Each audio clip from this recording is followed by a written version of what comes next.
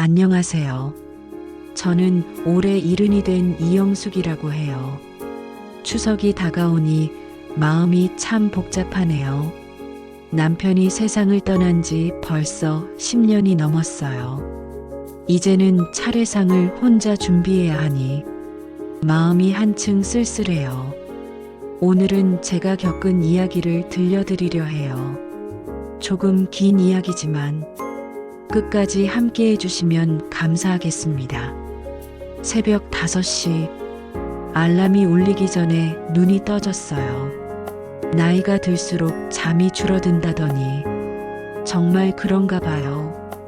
부엌으로 향하며 남편 사진 앞을 지나갔어요. 여보, 올해도 잘 부탁해요. 작은 목소리로 말했어요.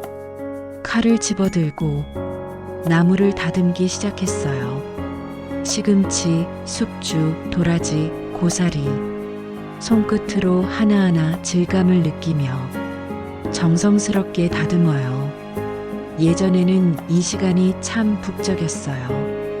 큰 며느리는 전 부치고 작은 며느리는 과일 깎고 딸은 옆에서 장난치면서도 도와주고 아이들은 주방 주변을 뛰어다니며 할머니 맛있는 거 언제 나와요?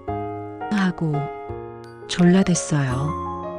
그 소리들이 지금도 생생해요. 웃음소리, 기름 튀는 소리, 칼질 소리.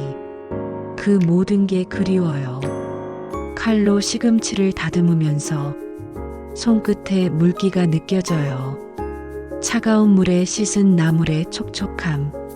이 감각마저도 소중하게 느껴져요. 이게 과연 의미가 있을까?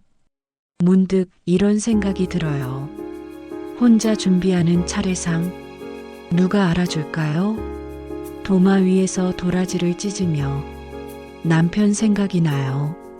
남편은 도라지를 참 좋아했어요. 오전 10시, 나물 다듬기가 한창일 때 큰아들 태호에게 전화가 왔어요. 엄마, 잘 지내세요? 응, 잘 지내지. 지금 차례상 준비하고 있어. 엄마, 올해는 굳이 상 차리지 말고 우리 집으로 와요. 뭐, 요즘 누가 그렇게 힘들게 해요. 다들 간편하게 하는 시대인데 엄마 혼자 고생하시는 거 우리도 마음 아프거든요. 그 말을 듣는 순간 손에 들고 있던 칼이 멈췄어요. 마음 아프다고? 정말 그런 걸까요? 아니면 귀찮아서 그런 걸까요? 말은 못하고 웃으며 말했어요. 그래, 알았어. 그럼 그렇게 하자. 엄마, 괜찮으시죠? 민정이가 맛있는 거 주문해놨어요. 응, 괜찮아. 그럼 나중에 보자. 전화를 끊었어요. 손이 떨렸어요. 부엌에 혼자 서서 나물 다듬던 손을 멈췄어요. 눈물이 핑 돌았어요.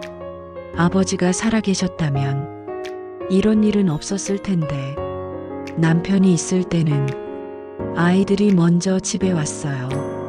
아버지, 어머니, 저희가 도와드릴게요. 그렇게 말하며 함께 준비했죠. 지금은 제가 혼자라서 귀찮은 존재가 된 걸까요? 주방 창문으로 하늘을 봤어요. 가을 하늘이 너무 푸르고 높았어요. 그 하늘만큼이나 제 마음도 허전하고 쓸쓸했어요. 명절 당일 오전 택시를 타고 아들네 집에 도착했어요. 손에는 제가 정성껏 준비한 송편 한 봉지를 들고 있었어요. 문을 열고 들어서자마자 눈에 들어온 건 거실 테이블 위에 놓인 차례상이었어요. 플라스틱 용기에 담긴 음식들, 음식점 로고가 선명하게 찍혀 있었어요. 전, 나물, 탕, 적, 과일까지 모두 배달 음식이었어요. 순간 가슴이 철렁했어요. 며느리 민정이가 환하게 웃으며 다가왔어요. 어머님 오셨어요. 어떠세요? 깔끔하죠? 요즘은 다 이렇게 해요. 어머님도 아시잖아요. 민정이의 말은 맞는 말이었어요. 요즘 시대에 맞는 말이었죠. 하지만 제 마음은 차갑게 식었어요. 내 손맛이 필요 없는 걸까? 내가 밤새 준비한 건 의미가 없는 걸까? 손에 들고 있던 송편 봉지가 왠지 무거워졌어요. 태호가 나왔어요. 엄마 오셨어요? 어때요? 편하죠? 이렇게 하니까 우리도 편하고 엄마도 고생 안 하시고 좋잖아요. 그래, 좋네. 말은 그렇게 했지만 속마음은 달랐어요. 손주들이 거실에서 게임을 하고 있었어요. 예전 같으면 주방으로 달려와 할머니 왔다 하며 안겼을 텐데 지금은 게임에만 집중하고 있었어요. 어머님, 이거 어디 놓을까요? 민정이가 제가 들고 온 송편을 가리켰어요. 아, 그냥 냉장고에 넣으면 돼요. 나중에 먹을게요. 냉장고에 넣는다고? 따뜻할 때 먹어야 맛있는데. 하지만 말하지 못했어요. 차례를 지내는 시간. 모두 둘러앉았지만 예전과는 달랐어요. 형식적으로 절만 하고 음식은 거의 손도 안 댔어요. 빨리 끝내고 나가서 놀자. 손주들이 속닥이는 소리가 들렸어요. 차례가 끝나자마자 태호는 TV를 켰고 민정이는 주방에서 설거지를 시작했어요. 어머님, 거기 편히 앉아 계세요. 제가 할게요. 민정이의 말은 친절했지만 왠지 저를 멀리하는 것 같았어요. 거실 소파에 혼자 앉아 TV 화면을 바라봤어요. 하지만 무슨 내용인지 전혀 들어오지 않았어요. 마음 한쪽이 무너지는 느낌이었어요. 그날 저녁 집에 돌아와 혼자 앉아 있는데 딸 혜진이에게 전화가 왔어요. 엄마, 지금 집이에요? 제가 잠깐 갈게요. 엄마, 오빠네 갔다 오셨죠? 배달 음식으로 차례 지내던데 마음 아프셨죠? 말을 못하고 고개만 끄덕였어요. 엄마, 저는 알아요. 엄마가 얼마나 정성 들여 준비하시는지, 그 마음이 얼마나 소중한지. 혜진아, 오빠네는 몰라요. 요즘 세대는 편한 게 최고라고 생각하니까. 하지만 명절의 의미는 그런 게 아니잖아요. 그래, 엄마, 우리 같이 송편 먹어요. 제가 서툴게 만들었지만 마음만은 엄마한테 배운 거예요. 딸과 함께 송편을 나눠 먹었어요. 달콤한 팥소가 입안에서 퍼졌어요. 혜진이의 손을 꼭 잡았어요. 따뜻했어요. 얘야, 내가 이렇게 챙겨주니 엄마가 살만 난다. 엄마, 제가 더 자주 올게요. 혼자 계시면 안 돼요.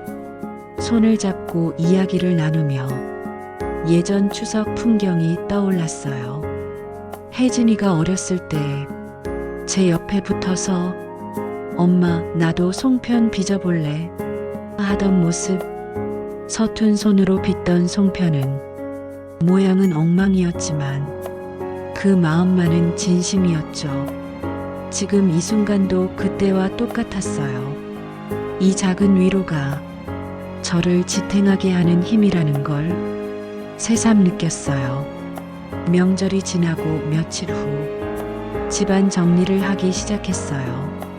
옷장, 서랍장, 책장 하나하나 정리하며 오래된 물건들을 꺼냈어요. 남편의 넥타이, 아이들 어렸을 때 사진, 결혼식 앨범 하나하나가 추억이었어요. 책장 뒤쪽 깊숙한 곳에서 낡은 서류 봉투를 발견했어요. 이게 뭐지? 봉투를 열어보니 땅 문서와 편지가 들어 있었어요. 남편의 필체였어요. 손이 떨렸어요. 편지를 펼쳤어요. 영숙에게. 내가 이 편지를 쓸 때 아마 너는 혼자일 거야. 내가 먼저 떠나면 너는 많이 외로울 거야. 미안해, 영숙아. 너를 먼저 보내지 못해서 이 땅은 내가 평생 모은 거야. 너를 위해, 아이들을 위해 아껴둔 거지. 하지만 명심해. 이 땅은 아무에게나 주면 안 돼. 내가 가장 힘들고 외로울 때 진짜 너를 걱정하는 아이에게 주렴. 욕심이 아니라 마음으로 너를 챙기는 아이. 그 아이가 진짜 효자란다. 사랑해, 영숙아. 당신의 남편. 편지를 읽는 동안 눈물이 멈추지 않았어요. 당신, 이걸 언제 쓴 거예요? 어떻게 이렇게 정확히 알았어요? 가슴이 철렁 내려앉았어요. 남편은 제가 외로울 거라는 걸 미리 알고 있었던 거예요. 그리고 어떤 아이가 진짜 효자인지도 이미 알고 있었던 거예요. 서류를 한참 들여다봤어요. 땅 문서에는 생각보다 큰 금액이 적혀 있었어요. 이렇게 큰 땅이었어? 남편이 조용히 모아둔 거였어요. 저도 몰랐어요. 손끝이 떨리면서도 남편의 뜻을 지켜야 한다는 생각이 들었어요. 여보, 당신 말대로 할게요. 믿을 수 있는 아이에게 줄게요. 편지를 가슴에 품고 한참을 앉아 있었어요. 남편과 나눈 지난날의 이야기들이 주마등처럼 스쳐 지나갔어요. 영수가 걱정하지 마라. 내가 다 준비해 놨으니까. 당신 목소리가 들리는 것 같았어요. 그날 밤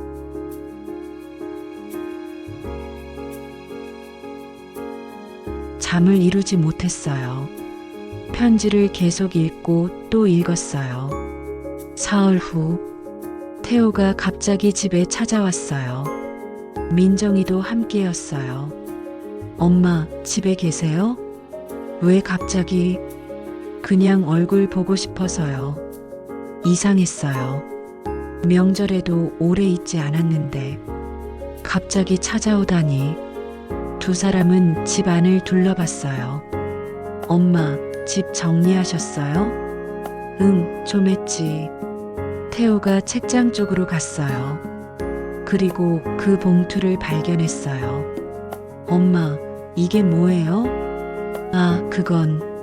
태호는 봉투를 열어봤어요. 땅 문서를 꺼내 읽기 시작했어요. 얼굴 표정이 변했어요. 엄마, 이거 진짜예요? 뭐가? 이 땅, 이렇게 큰 땅이 있으면 왜 가만히 계셨어요? 그건 내 아버지가 이거 팔면 사업 다시 일으킬 수 있어요. 엄마, 이거 진짜 대박이에요. 민정이도 다가와 서류를 봤어요. 어머님, 이거 정말 대단한데요? 왜 이런 거 있는 줄 몰랐어요? 너희 아버지가 조용히 모아둔 거야. 민정이가 태호를 쳐다봤어요.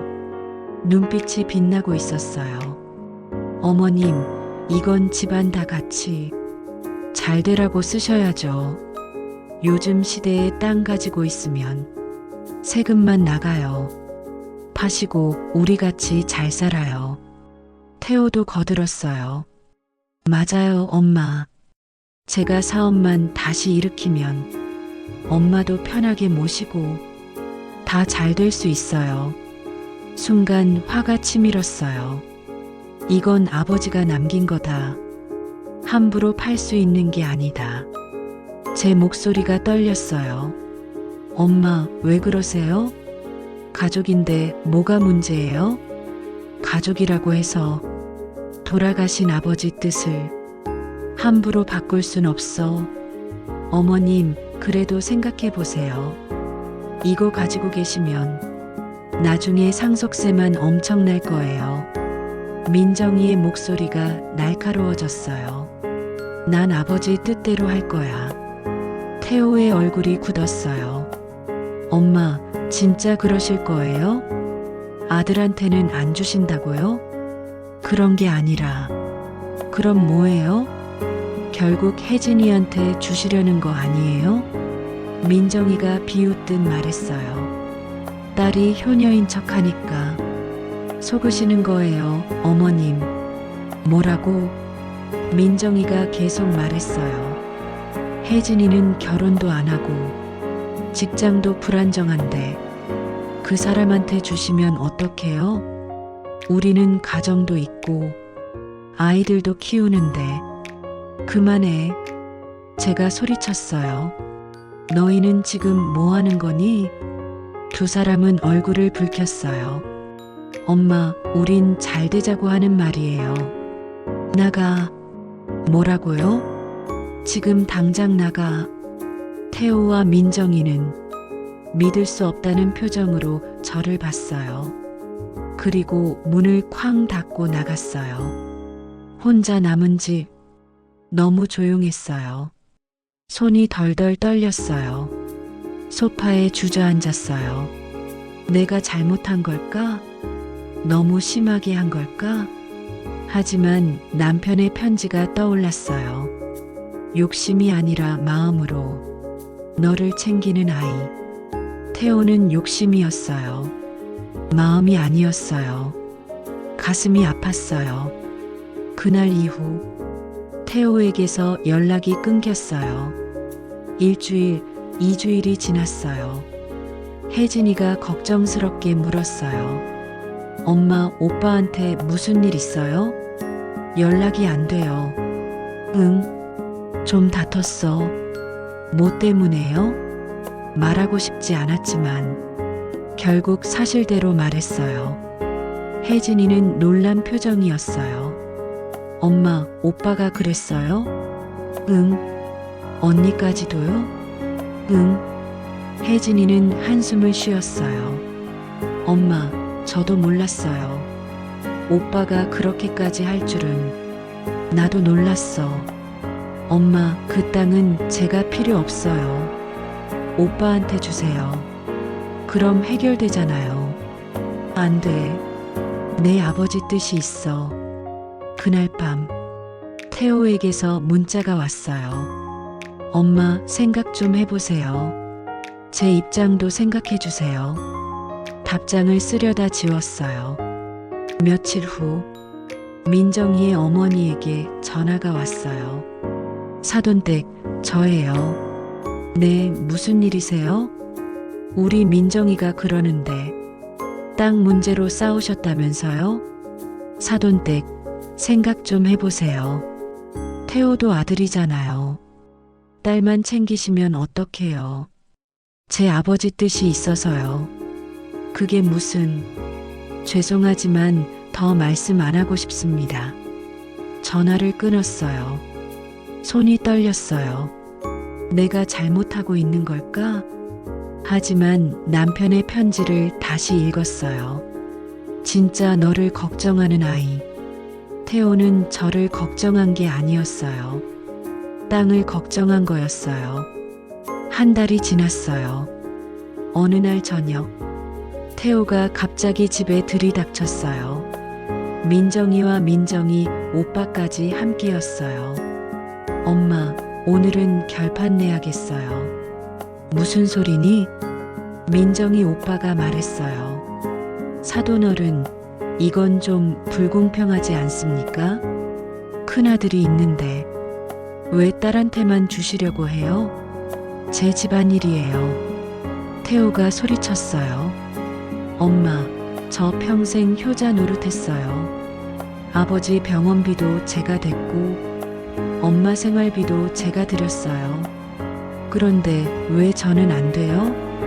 민정이도 울먹이며 말했어요. 어머님, 우리도 힘들어요. 대출도 있고 아이들 교육비도 만만치 않아요. 저희 좀 생각해 주세요. 세 사람이 저를 에워쌌어요. 숨이 막혔어요. 나가. 다들 나가. 엄마, 너희는 지금 돈 때문에 돌아가신 아버지 뜻도 무시하고 이 엄마를 협박하는 거니? 협박이 아니라 설득이에요. 태호의 목소리가 커졌어요. 엄마가 너무 편향적이에요.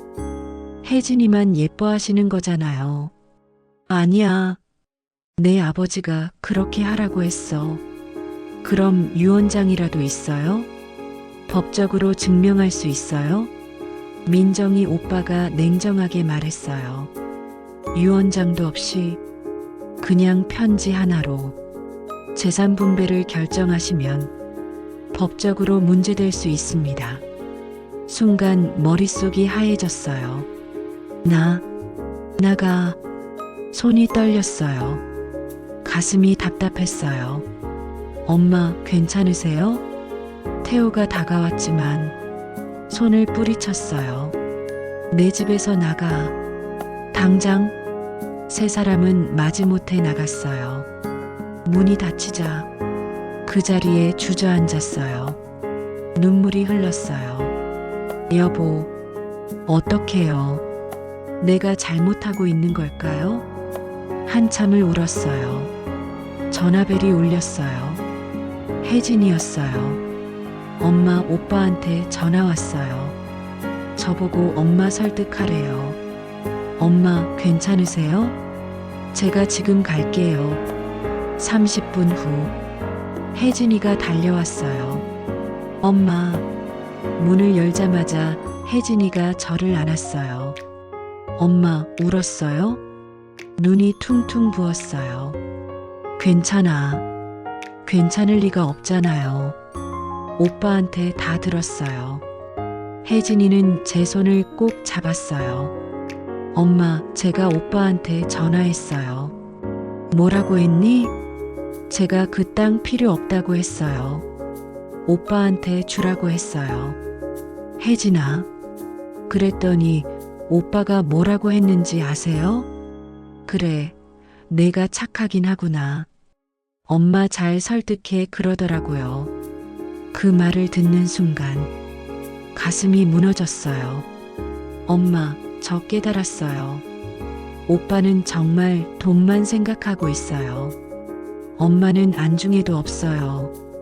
혜진아, 그래도 내 오빠인데. 아니에요, 엄마. 오빠는 변했어요.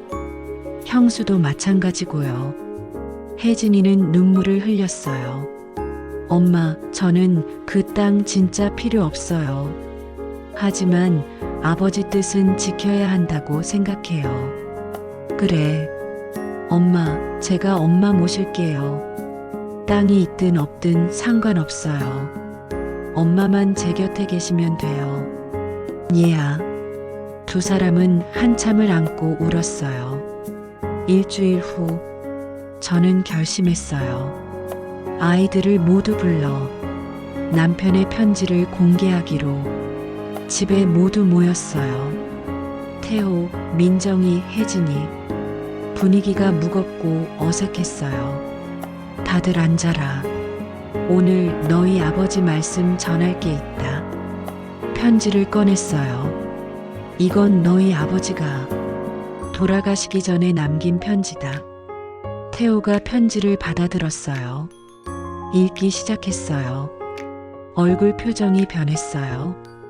편지에는 이렇게 적혀 있었어요. 태호에게, 너는 내 아들이다. 하지만 너는 욕심이 많구나. 어릴 때부터 그랬지. 나는 그게 걱정이었다. 돈을 줬다가 가족을 잃을까봐. 이 땅은 내게 주지 않는다. 내가 이걸 받으면 더 큰 욕심을 부릴 게 뻔하니까. 대신 내게 주는 건 이 충고다. 돈보다 가족이 소중하다. 욕심보다 마음이 중요하다. 엄마를 잘 모셔라. 그게 진짜 효도다. 혜진에게, 너는 내 딸이다. 착하고 순수한 내 딸. 너는 돈을 밝히지 않는다. 엄마를 진심으로 걱정한다. 그래서 이 땅을 내게 준다. 하지만 조건이 있다. 엄마를 평생 모셔라. 외롭지 않게 해드려라. 이게 내 유일한 소원이다. 태호는 편지를 읽고 얼굴이 새하얘졌어요. 아버지가 이렇게까지. 민정이도 편지를 보고 할 말을 잃었어요. 어머님, 제가 말했어요.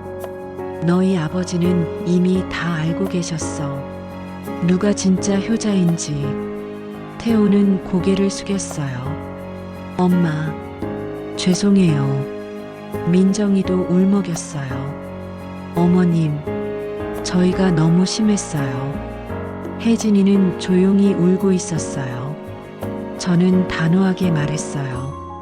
이 땅은 혜진이 거다. 너희 아버지가 그렇게 정했어. 하지만 나는 한 가지 조건을 더 붙일 거야. 모두 저를 쳐다봤어요. 혜진아, 너는 이 땅을 받대. 절대 팔지 마라.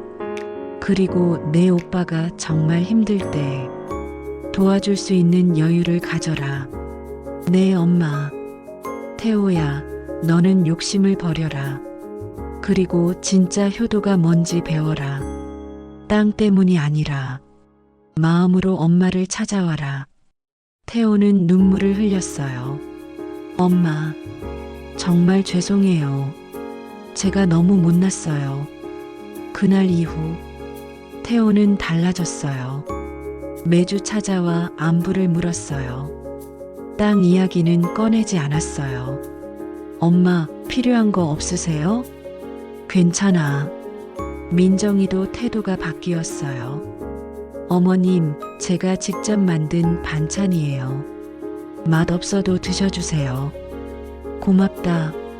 엄마, 제가 진짜 효자 될게요. 땅은 혜진이가 받아도 괜찮아요. 저는 그냥 엄마 곁에 있고 싶어요. 손을 꼭 잡았어요. 고맙다, 아들아. 1년이 지났어요. 다시 추석이 왔어요. 이번에는 달랐어요. 새벽부터 태훈의 가족이 찾아왔어요. 엄마, 우리가 도와드릴게요. 민정이가 앞치마를 두르고 나무를 다듬기 시작했어요. 혜진이도 왔어요. 엄마, 전 제가 부칠게요. 손주들도 주방으로 왔어요. 할머니, 저도 도와줄게요. 부엌이 다시 북적였어요. 웃음소리, 칼질 소리, 기름 튀는 소리. 예전 그 모습이 돌아왔어요. 차례상을 차리며 남편 사진을 봤어요. 여보, 보고 있어요? 우리 아이들 다 철들었어요. 당신 말이 맞았어요. 차례를 지내고 모두 둘러앉아 음식을 먹었어요. 엄마, 역시 엄마 음식이 최고예요. 태호가 웃으며 말했어요. 어머님, 감사합니다. 민정이도 진심으로 말했어요. 할머니, 맛있어요. 손주들도 행복해했어요. 혜진이가 제 손을 잡았어요. 엄마, 행복하시죠? 응, 정말 행복하다. 그날 밤, 아이들이 모두 돌아가고 혼자 남았어요. 차례상을 정리하며 남편 사진 앞에 앉았어요. 여보, 고마워요. 당신이 남긴 편지 덕분에 아이들이 깨달았어요. 진짜 소중한 게 뭔지. 추석 차례상의 진짜 의미. 그건 화려한 음식이 아니었어요. 배달 음식이냐 손맛이냐도 아니었어요. 진심, 마음, 가족. 그게 전부였어요. 저는 다시 차를 한 모금 마셨어요. 따뜻했어요. 마치 남편이 옆에 있는 것처럼. 여러분, 긴 이야기를 끝까지 들어주셔서 정말 감사합니다. 저는 이제 알아요. 명절은 화려한 상차림이 아니라 마음을 나누는 시간이라는 걸. 재산은 욕심이 아니라 사랑으로 나눠야 한다는 걸. 가족은 돈이 아니라 진심으로 이어진다는 걸, 제 이야기가 여러분에게 작은 위로가 됐으면 좋겠어요. 명절이 다가오면 가족과 진심을 나눠보세요. 그게 가장 값진 선물이에요. 구독과 좋아요 부탁드립니다. 다음에 또 좋은 이야기로 찾아뵙겠습니다. 감사합니다.